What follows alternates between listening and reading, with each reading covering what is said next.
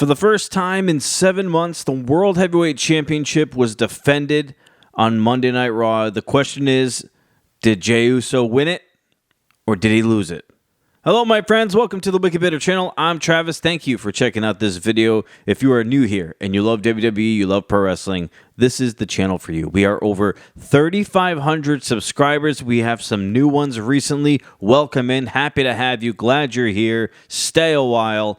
And if you're somebody who hasn't subscribed yet, you're going to want to subscribe. We have WWE content coming out every single week. We have a great community here of people who love WWE. I mean, what better place is there than right here to talk wrestling with other wrestling fans? I mean, that's perfect. We're going to cover some things that happened on Monday Night Raw. First of all, Jey Uso starts the show. He comes out here and he starts to call out Logan Paul. He says, hey, look, I know I'm here. I know Logan Paul's here. So Logan, get out here. So Logan does not get out here. Instead, we get the wise man. Paul Heyman shows up instead of Logan Paul. Paul Heyman gets in the ring. He wants to talk to Jey Uso. He says he wants something to say to Jey Uso's face. Jey says, Paul, you got a lot of balls coming here after what you've done to my family. And then Paul Heyman kind of just like freaks out. He's just like, what I've done to your family?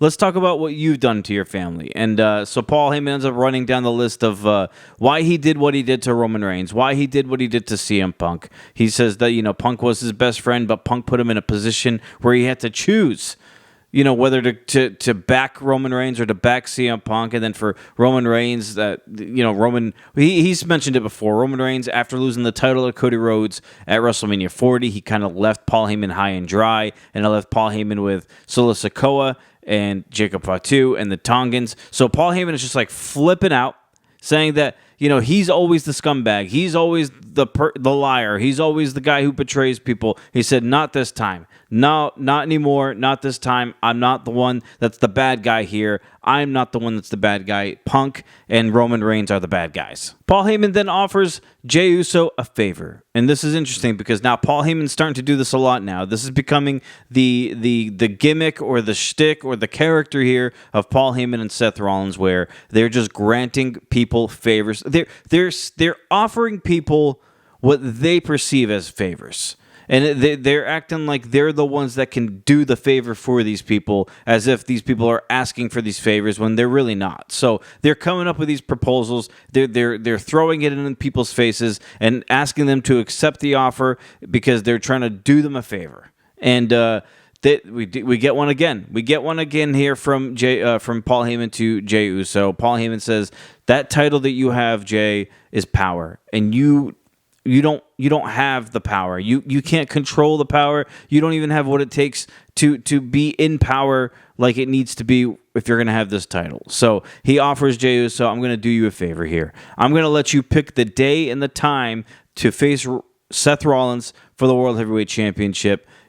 He wants a title shot. Seth Rollins deserves to be in power. He deserves to have the power. And the only way we can get this done here is if you pick the time, you pick the place.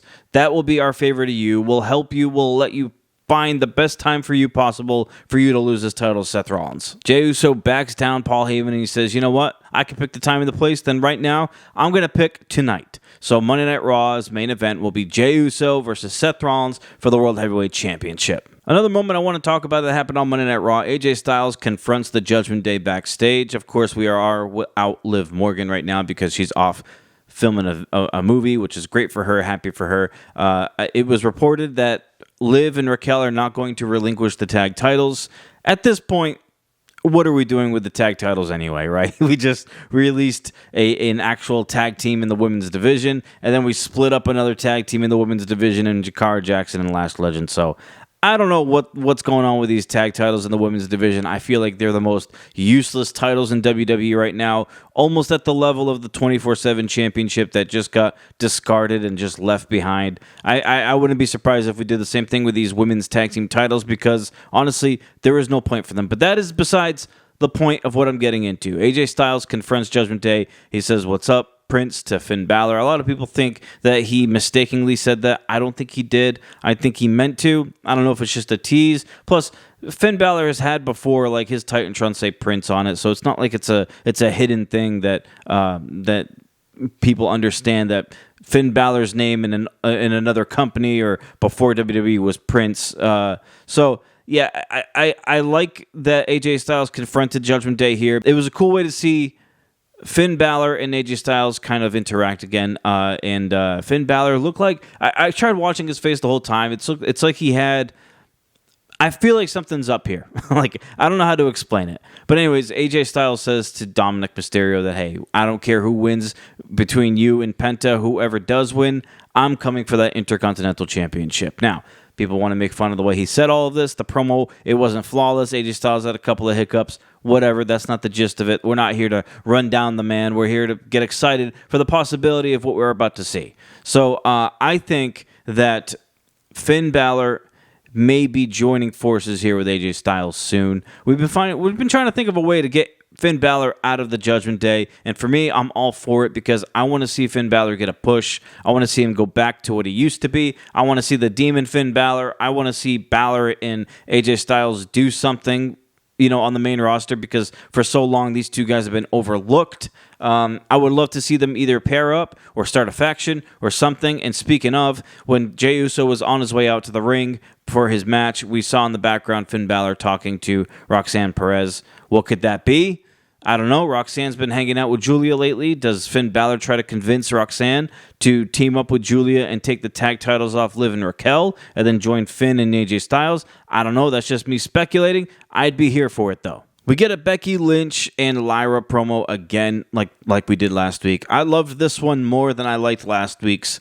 The one thing I didn't really care for too much is the overemphasis on the word garbage that Becky Lynch just wanted to keep repeating over and over again. But she essentially calls Bayley and Lyra garbage. She says that Lyra is actually recycled garbage, and which is not as important as garbage. I don't really know the way Becky Lynch broke it down, but basically called them both trash. And she said that she took out the trash in Bayley, and she's gonna do the same thing again now, but with Lyra. And she says that Lyra wouldn't even have a career if it wasn't for Becky. And then she brought up personal things, saying that Lyra wouldn't even have met her husband if it wasn't for Becky. So clearly, Becky Lynch is trying to take credit for everything here. Lyra interrupts. And Lyra had a really good promo against Becky Lynch here. Lyra just thinks it's comical that Becky Lynch is talking about recycled when really Becky Lynch has been recycling the same shtick, the same moves, the same catchphrases for years now. She said that when Becky Lynch was off on holidays and vacations, that everybody else here on Monday Night Raw and on WWE in general was getting better than her. She said that Becky Lynch didn't make her. Lyra says that she's had more title defenses in the past year than Becky Lynch has shown up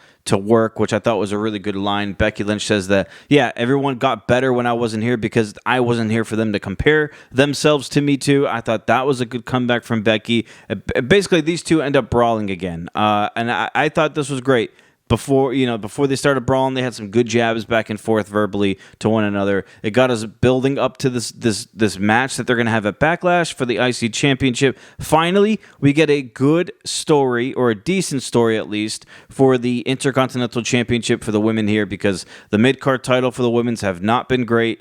And so we finally get something here that we can sink our teeth into. We have a big star in Becky Lynch in a match, and it's to try to help get Lyra over as a big babyface, which I thought they did a really good job of, because this week Becky Lynch saw more boos than normal, and Lyra actually got some good cheers than she usually does. So I think the audience is kind of playing into it. They're understanding the dynamic here. I think the crowd is understanding what WWE is trying to do and accomplish with this feud, which is a really great thing to see. Can we talk about Rusev for a second?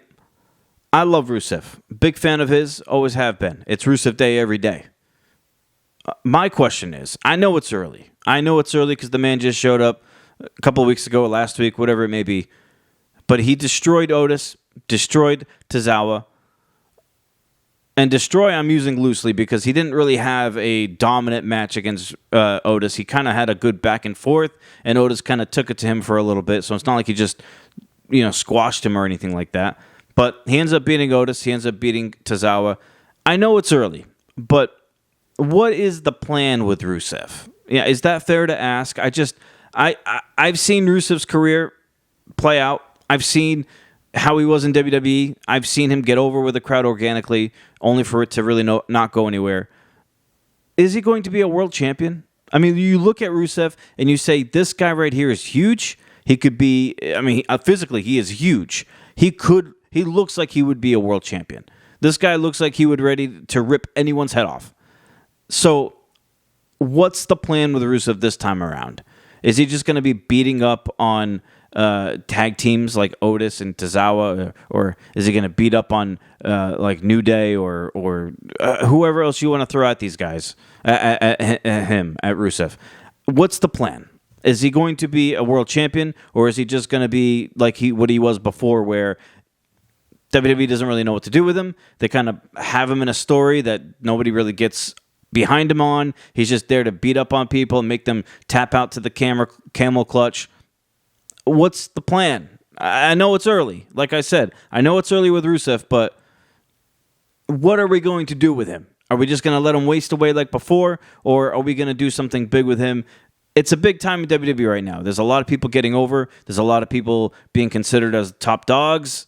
You know, main event card kind of people. Does Rusev fall into that category, or does he fall back into what he was before he left WWE in the first place? Main event time, Jey Uso versus Seth Rollins for the World Heavyweight Championship. Look, it was a good match. It was a fun match. We have Sami Zayn come out to the aid of Jey Uso during this match. And then we also have CM Punk, a nice big surprise for a lot of people. I don't think anyone really expected to see Punk tonight, but Punk shows up. He has a chair with him. He attacks Braun Breaker. He gets in the ring and he starts hitting Seth Rollins with a chair, which causes a DQ in the match. So the match is thrown out the window. Jey Uso still remains World Heavyweight Champion by DQ. And then after the show went off the air, looks like Logan Paul attacked Jey Uso from the crowd. So, that's the way the main event happens. I mean, it was a good main event. I thought there was a second there that we might be seeing a brand new World Heavyweight Champion. I was thinking, wow, they're really going to give Jey the really short title reign. I remember saying on one of my prior videos that I could see him losing that title like a month later. This was almost 2 weeks later, and I was like, geez, this would have been rough. But Jey Uso keeps it. He will be still continuing his feud with Logan Paul, it seems. But I don't think Seth Rollins and Jey Uso is too far from happening still. I think after Logan Paul is done with Jey, I think we see Jey move on to Seth, or Jey move on to Braun, or who knows? I mean, maybe Sami plays a factor in here. I think a lot of people are expecting Sami to turn. I kind of feel like he's going to. I don't know when it's going to be. I don't think it's going to be at Backlash, but I think Seth Rollins maybe having a bigger plan up his sleeve. And even if he doesn't have a plan, I feel like Sami Zayn has a plan. And I think Sami will be turning on Jey at some point, and I don't think it's going to be too far in the future. All right, my friends, I appreciate you checking out this video. Please give it a like and subscribe and share, all that cool stuff. We will be back with a predictions video for the Backlash pay-per-view, PLE, this weekend. I can't wait to see what you all think about what I pick as my picks for the PLE and what you all have to say about your picks for the PLE too. I'm very tired. It's been a late night, so I might have sounded a little wonky in some of the parts of this video. Sorry for that. But yeah, I will see you guys on the next video. As always, until we yeet again, my friends, stay bitter.